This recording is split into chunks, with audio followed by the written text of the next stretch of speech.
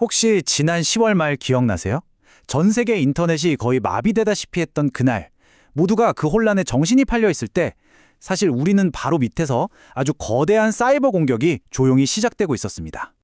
그래서 오늘 이 질문부터 한번 던져보고 싶어요. 그 난리통에 과연 여러분의 공유기는 정말로 제대로 일하고 있었을까요? 어쩌면 우리가 모르는 완전히 다른 일을 하고 있었을지도 모른다는 거죠. 자, 그럼 이제부터 본격적으로 파헤쳐 보겠습니다. 첫 번째 파트는 바로 표면적인 사건입니다. 전 세계를 뒤흔들었던 AWS 장애가 어떻게 이 모든 걸 감추는 완벽한 연막 작전이 될 수 있었는지 그 배경부터 한번 보시죠.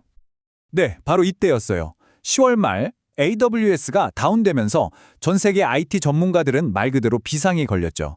어떻게든 연결을 복구하려고 사투를 벌이고 있었는데 바로 이 혼란, 모두의 시선이 한 곳에 쏠린 이 틈을 공격자들은 놓치지 않았습니다.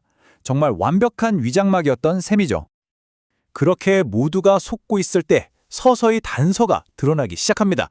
네, 바로 이 이야기의 진짜 주인공, 아니 악당이죠.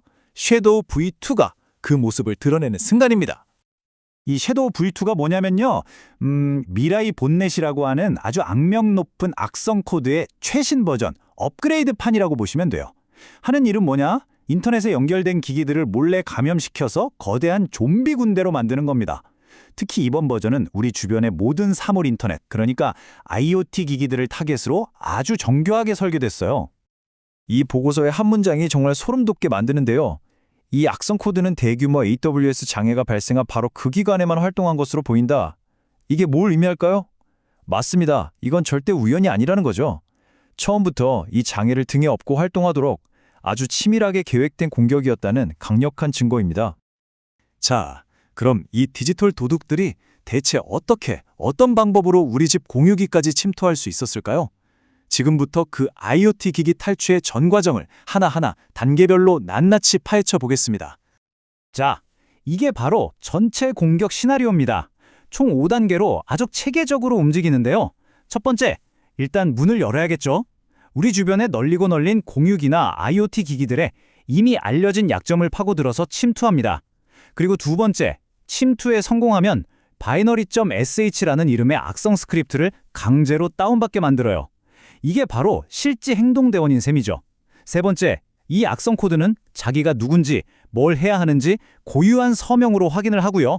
네 번째 단계가 아주 교활한데 간단한 암호화를 사용해서 보안 프로그램의 감시를 피하도록 자신의 진짜 목적을 숨깁니다. 위장하는 거죠. 그리고 마지막 다섯 번째, 이렇게 모든 준비가 끝나면 중앙 서버, 그러니까 해커들의 본부에 접속해서 다음 명령을 기다리는 상태가 되는 겁니다. 정말 영화 같지 않나요? 그럼 어떤 기기들을 노렸을까요? 바로 이런 것들입니다. D-Link, TP-Link, 굉장히 익숙한 이름들이죠? 아마 여러분 중에도 쓰고 계신 분들이 있을 거예요. 이처럼 우리 주변에서 아주 흔하게 볼 수 있는, 그래서 상대적으로 보안에 소홀하기 쉬운 그런 장비들이 주요 공격 대상이 됐습니다. 그리고 이 악성 코드 속에서 아주 결정적인 문구가 발견됐습니다. 바로 섀도우 V2 빌드 V1.0.0 IoT 버전인데요. 이건 뭐 거의 나 IoT 기기 공격하려고 새로 만든 버전 1.0.0이야 라고 자기소개를 하는 거나 마찬가지입니다. 이 공격이 얼마나 명확한 목적을 가지고 만들어졌는지 보여주는 증거죠. 여기 X월 인코딩이라는 말이 나오는데 이게 좀 어렵게 들릴 수 있어요. 근데 원리는 아주 간단합니다.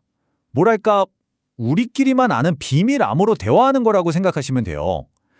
여기서는 0x20이라는 아주 간단한 열쇠, 즉 키를 사용해서 자기들끼리 주고받는 명령이나 설정 파일들을 암호화한 겁니다. 왜냐? 보안 프로그램이 못 알아듣게 하려고요. 일종의 위장술이죠. 이건 정말 공격자들이 얼마나 치밀했는지 보여주는 대목입니다. 자, 보세요. 주 계획은 DNS 도메인을 이용하는 거였어요. 그런데 만약에 AWS 장애 때문에 DNS까지 말썽이면 어떻게 될까요? 통신이 끊기겠죠? 이걸 대비해서 아예 IP 주소를 코드에 직접 박아놓는 예비 계획, 즉 플랜 B를 만들어둔 겁니다. 그러니까 인터넷 대란이 나든 말든 자신들의 좀비 군대와는 어떻게든 연결을 유지하겠다는 아주 집요한 의지가 보이는 거죠. 네, 지금까지 공격이 어떻게 이루어졌는지 그 교묘한 방법들을 살펴봤습니다. 정말 치밀하게 설계됐죠. 자, 그럼 이런 작전이 과연 어느 정도의 규모로 펼쳐졌을까요? 이제부터는 공격의 범위를 살펴보면서 이들이 진짜로 그리고 있던 큰 그림이 무엇이었는지 한번 추적해 보겠습니다. 그리고 여기서 정말 중요한 사실이 드러납니다. 포리교에달 레버 보고서는 이렇게 분석해요.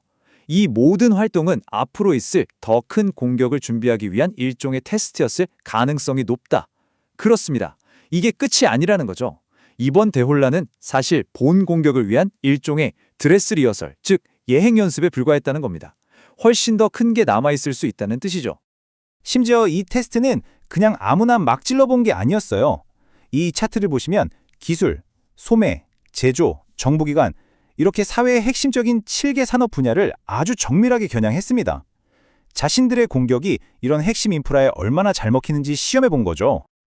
그리고 그 발자국은 말 그대로 전 세계에 찍혔습니다. 미주 대륙의 미국, 캐나다, 브라질부터 유럽의 영국, 프랑스, 이탈리아, 그리고 아시아의 중국, 일본, 러시아까지 감염된 기기들이 사실상 사람이 사는 모든 대륙에서 발견됐어요. 이건 이 본넷이 마음만 먹으면 전 세계 어디든 타격할 수 있는 능력을 갖췄다는 걸 의미합니다. 자, 이제 지금까지 나온 모든 증거들을 한번 모아보겠습니다. 이 거대한 사건의 퍼즐을 맞춰보면 결국 하나의 결론에 도달하게 됩니다.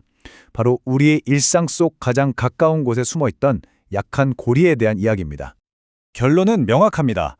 우리가 매일 편리하게 사용하는 이 모든 사물 인터넷 기기들이 사실은 우리 전체의 보안 시스템을 무너뜨릴 수 있는 가장 약한 연결고리라는 것.